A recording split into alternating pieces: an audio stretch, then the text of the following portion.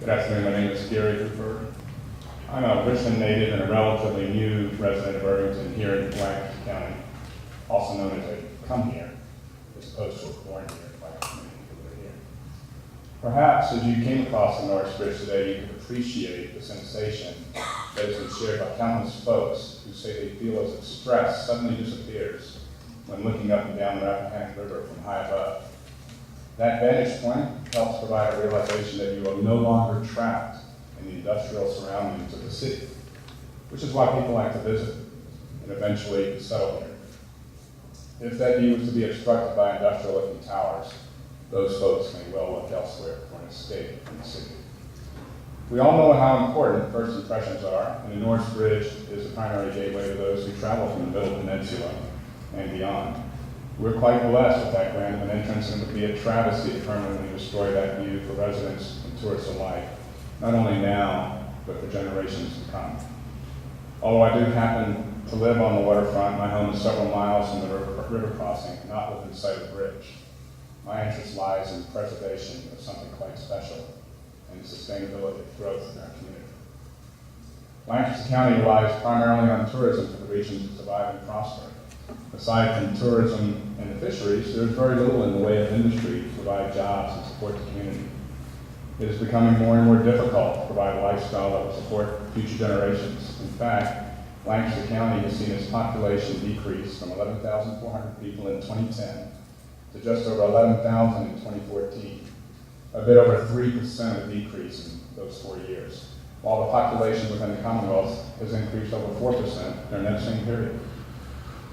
In reviewing the county's demographic, you will notice the population of folks over 65 years of age has gradually increased from 28% in 2010 to 28% in 2000 to 31% in 2010 to the current level of 35% as compared to 14% at the state level.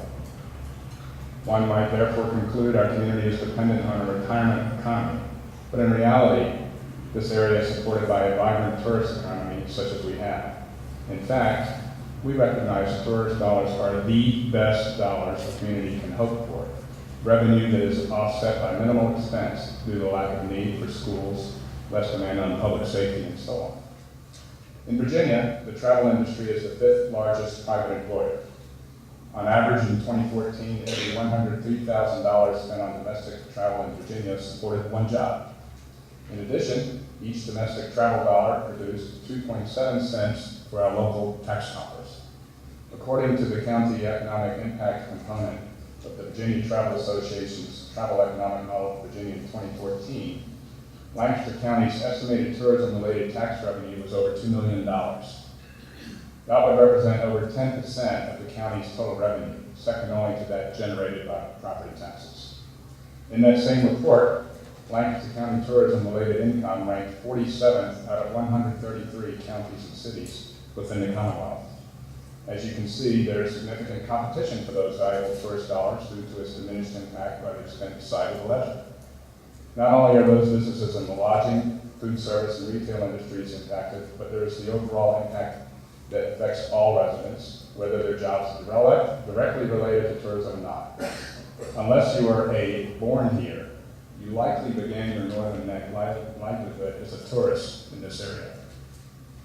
The meeting representatives have heard from a few folks who say they don't understand why this is such a big deal, that the towers would have no impact on their livelihood, etc. And of course, there are some who have a vested interest in seeing the towers get constructed, particularly those individuals with pending contracts and potential business related to the construction of the structures and foundations. Well, sometimes the big picture is just not so readily apparent. As we sit down and discuss the overall impact of folks, they begin to understand the potential consequence and realize it's not about the folks and businesses that reside within viewshed of the bridge, but it is absolutely critical that we not sacrifice our gateway for the convenience of the utility company. Yes, everybody wants and needs reliable power. It is expected. And yes, the Dominion has fiduciary obligations to its customers and shareholders, such as myself, to provide low-cost solutions. However, I do not believe it should come at a cost of negatively impacting the leading economic generator in our region. Without a vibrant tourist economy, Lancaster County would suffer greatly.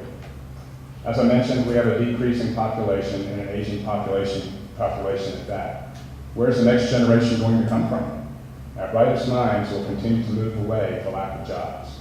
We will continue to lose the most productive segment of our population if we do not invest in the future and protect what resources we have, that being the Rappahannock River and surrounding waterway as the main attraction. You have heard and will hear from many folks who, like me, do not live or own a business near the bridge.